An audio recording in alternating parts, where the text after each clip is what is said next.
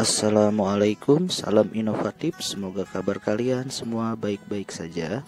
Terima kasih karena kalian sudah mensupport dan telah setia mengikuti channel ini.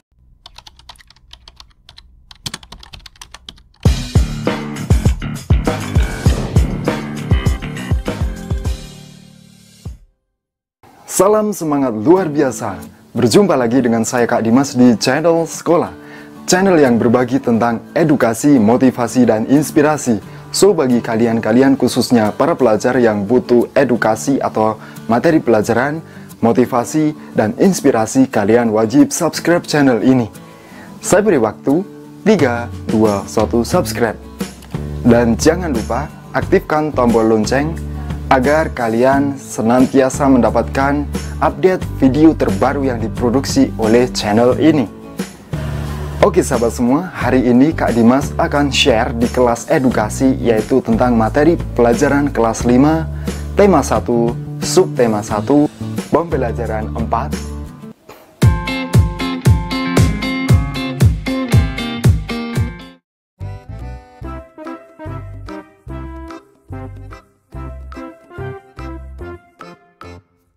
Sahabat, kita mulai pembelajaran keempat ya. Dengarkan cerita dari Kak Dimas. Tata letak bangunan, sanitasi, jalan, dan pembuangan limbah kandang kelinci Pak Rudi sangat rapi. Dengan demikian, setiap pengunjung yang datang akan merasa nyaman.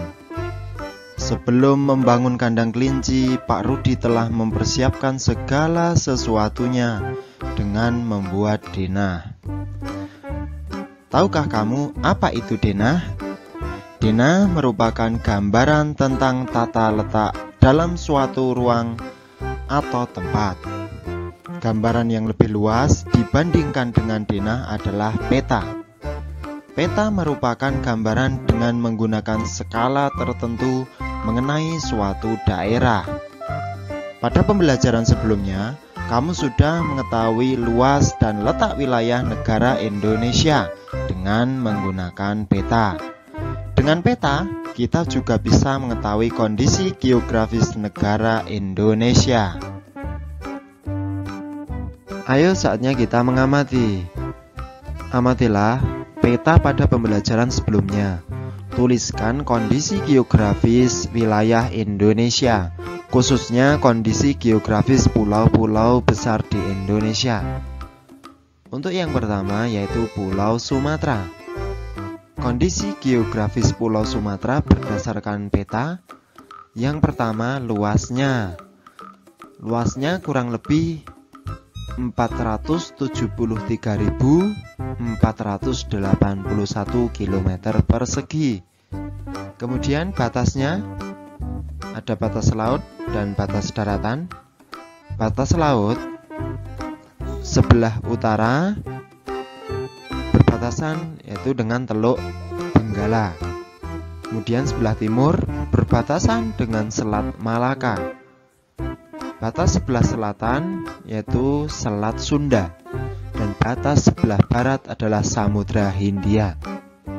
Kemudian batas Pulau Sumatera untuk daratannya sebelah utara yaitu dengan Malaysia, Singapura, dan Kepulauan Andaman. Untuk sebelah timur yaitu Pulau Kalimantan. Dan sebelah selatan yaitu Pulau Jawa. Nah, sebelah baratnya tidak ada pulau ya, ini kan hanya daratan. Oke, lanjut. Nomor 3 yaitu tentang keadaan alam. Keadaan alam dibagi menjadi 3. Yang pertama nama-nama pantai dan laut. Yang kedua nama dataran rendah. Dan yang ketiga yaitu nama gunung. Yang pertama dulu keadaan alam, nama pantai dan lautnya. Antara lain Pantai Lampuk, Pantai Sorake, Pantai Rupat. Kemudian untuk lautnya Laut Jawa dan Laut Andaman. Kemudian keadaan alam nama dataran rendah. Antara lain yaitu ada 2, dataran rendah Singkil dan Meulaboh. Meulaboh ini ada di Aceh. Kemudian yang ketiga keadaan alam gunung ya. Nama-nama gunungnya antara lain ada Gunung Geureudong, kemudian Gunung Sinabung, Gunung Marapi dan Talang, Gunung Dempo, Gunung Kaba, dan Gunung Kerinci. Oke, yang selanjutnya adalah Pulau Jawa. Kondisi geografis Pulau Jawa berdasarkan peta yaitu untuk luasnya kurang lebih 126.700 km persegi. Kemudian batasnya, untuk batas laut sebelah utara Pulau Jawa berbatasan dengan Laut Jawa, sebelah selatan dengan Samudra Hindia, sebelah barat dengan Selat Sunda, dan sebelah timur dengan Selat Bali. Kemudian untuk batas daratan, sebelah utara dengan Laut Jawa, sebelah selatan dengan Samudra Hindia, sebelah barat dengan Selat Sunda, dan batas daratan sebelah timur dengan Selat Bali. Kemudian untuk keadaan alam yang pertama adalah pantai dan laut. Antara lain yaitu Pantai Pangandaran, ada Pantai Carita, Pantai Siung, dan masih banyak pantai yang lain. Kemudian untuk lautnya yaitu Laut Jawa dan Samudra Hindia. Kemudian keadaan alam yang kedua yaitu nama dataran rendah. Itu ada dataran rendah Surakarta, dataran rendah Semarang, dan Madiun. Dan berikutnya untuk keadaan alam gunung, nama-nama gunung ada Gunung Ciremai, Gunung Papandayan, Gunung Salak, Gunung Merapi, Gunung Prau, Gunung Lawu, dan masih ada gunung yang lainnya. Untuk yang ketiga adalah Pulau Kalimantan. Kondisi geografis Pulau Kalimantan berdasarkan peta antara lain, yang pertama untuk luasnya kurang lebih 743.330 km persegi. Kemudian batas laut sebelah utara dengan Laut Cina Selatan, sebelah barat dengan Selat Karimata, sebelah timur dengan Selat Makassar dan Laut Sulawesi, kemudian sebelah selatan dengan Laut Jawa. Kemudian batas daratan Pulau Kalimantan, yang pertama sebelah utara dengan Malaysia, sebelah barat dengan Selat Karimata, sebelah timur dengan Selat Makassar dan Laut Sulawesi, dan sebelah selatan dengan Laut Jawa. Lalu keadaan alam yang pertama yaitu pantai dan laut. Ada Laut Jawa, Laut Sulawesi, Laut Natuna.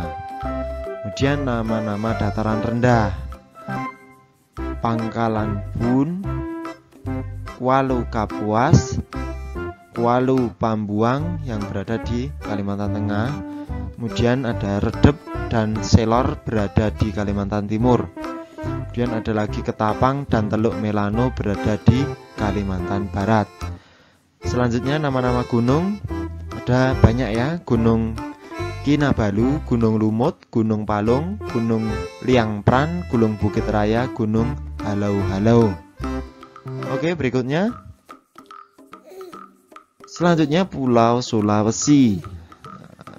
Kondisi geografis Pulau Sulawesi berdasarkan peta untuk luasnya yaitu 174.600 km persegi. Lalu batas-batasnya, batas laut sebelah timur dengan Laut Banda, barat dengan Selat Makassar, sebelah utara dengan Laut Sulawesi, sebelah selatan dengan Laut Flores.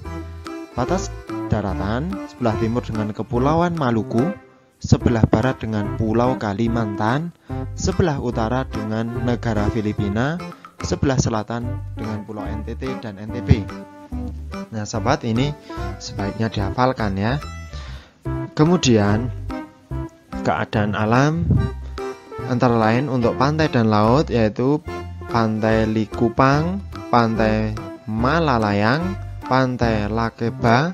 Kemudian untuk lautnya Laut Sulawesi, Laut Bunaken, Laut Wakatobi. Dan nama-nama dataran rendah antara lain Jeneponto, Bulukumba, Bantaeng, Takalar, Goa, Selayar. Dan yang berikutnya adalah nama-nama gunung. Ada banyak, yaitu Gunung Mahawu, Gunung Bawa Kaereang, Gunung Latimojong, Gunung Awu, Gunung Lokon, Gunung Labat. Untuk yang berikutnya, kita mengamati Pulau Papua. Yang pertama adalah luasnya kurang lebih 420.540 km persegi. Kemudian untuk batas-batasnya, laut sebelah utara Pulau Papua berbatasan dengan Laut Filipina, sebelah barat berbatasan dengan Laut Arafuru dan Laut Banda, sebelah timur dengan Samudra Pasifik, kemudian sebelah selatan dengan Laut Arafuru. Kemudian Pulau Papua, batas daratannya sebelah utara dengan Samudra Pasifik, sebelah barat dengan Laut Arafuru, sebelah timur dengan Papua Nugini, dan sebelah selatan dengan Laut Arafuru dan Australia. Oke, lanjut keadaan alam. Nah, keadaan alam ada nama-nama pantai, antara lain Pantai Teluk Triton, Pantai Pulau Fenue, Pantai Yen Beba, dan untuk lautnya Laut Arafuru. Dan berikutnya nama-nama dataran rendah, antara lain yaitu dataran rendah pesisir bagian selatan Papua dan dataran rendah pesisir Arafura, satu lagi dataran rendah pesisir Transfly. Oke, untuk berikutnya yaitu nama gunung. Gunung yang ada di Papua antara lain Gunung Waspada, Puncak Jaya, Gunung Trikora, Gunung Yamin, Gunung Mandala, Gunung Dom, dan lain-lain. Oke, kita lanjut sahabat. Oke, berikutnya adalah Pulau Bali. Kondisi geografis Pulau Bali antara lain untuk luasnya kurang lebih 5.636,66 km persegi. Kemudian untuk batas-batas, batas laut sebelah utara dengan Laut Bali, sebelah timur ada Selat Lombok, selatannya ada Samudra Hindia, dan sebelah barat ada Selat Bali. Untuk batas daratan, sebelah utara yaitu dengan Pulau Kalimantan, sebelah timur dengan Pulau Nusa Tenggara Barat, sebelah selatan tidak ada karena berupa samudra, dan sebelah baratnya ada Jawa Timur. Kemudian sahabat, untuk keadaan alamnya Pulau Bali, nama pantai dan laut. Nah, pantainya sangat indah ya, ini terkenal untuk wisata. Ada Pantai Sanur, Pantai Kuta, Bedugul, kemudian lautnya ada Laut Bali. Dan nama-nama dataran rendahnya antara lain ada Tabanan, Gianyar, Buyan, Batur, Buleleng. Dan selanjutnya untuk gunung yang ada di Bali ada Gunung Agung, Gunung Abang, Gunung Batur, Gunung Batu Karu. Nah, saatnya kita membaca. Ada teks bacaan, kita baca bersama ya. Gotong royong modal dasar pembangunan. Gotong royong merupakan modal dasar bagi terciptanya suasana kemasyarakatan yang harmonis. Mengapa demikian? Karena dengan bergotong royong, masyarakat akan sering melakukan silaturahmi dan kerjasama, sehingga terjalin solidaritas. Seiring dengan munculnya rasa solidaritas inilah, akan muncul juga rasa empati dan simpati di antara masyarakat yang akan mempererat dan memperkuat hubungan masyarakat. Tidak ada perbedaan dalam prinsip gotong royong. Gotong royong adalah kerja bersama, memeras keringat secara bersama, dan perjuangan saling bantu-membantu secara bersama. Gotong royong dilakukan demi mencapai tujuan bersama, tidak mempedulikan agama, suku, ataupun golongan. Prinsip-prinsip gotong royong sangat bermanfaat bagi pelaksanaan pembangunan nasional, karena semua masyarakat merasa saling memiliki. Masyarakat juga merasa mempunyai tujuan yang sama, yakni terwujudnya kehidupan yang sejahtera. Dengan bergotong royong, segala program pembangunan yang dicanangkan oleh pemerintah akan dapat dilaksanakan dengan baik tanpa adanya gangguan yang disebabkan oleh ketidakharmonisan masyarakat. Oke sahabat, setelah membaca teks tadi saatnya kita berlatih ya. Sebutkan ide pokok masing-masing paragraf pada teks gotong royong modal dasar pembangunan. paragraf 1. Sebagai contoh, ide pokoknya gotong royong merupakan modal dasar bagi terciptanya suasana kemasyarakatan yang harmonis. Kemudian paragraf 2, kamu bisa cari ya, di scroll lagi di menit sebelumnya untuk paragraf kedua. Ini Kak Dimas bantu. Ide pokoknya, dalam gotong royong tidak ada perbedaan antara yang satu dengan yang lain. Itu ya, kita lanjut. Nah, paragraf ketiga ini tugasmu ya. Tulislah ide pokoknya di komentar video di bawah ini. Oke, selesai sudah pembelajaran hari ini. Semoga video ini bermanfaat bagi sahabat-sahabat semua, yaitu dalam rangka meraih prestasi dan mimpi-mimpi sahabat semua. Cukup sekian, saya Kak Dimas. Salam semangat luar biasa. Oke sobat, begitu saja videonya. Kalau kalian ada pertanyaan silahkan bertanya di kolom komentar. Dan kalau kalian suka jangan lupa di like. Jangan lupa subscribe ya, karena subscribe itu gratis. Terima kasih.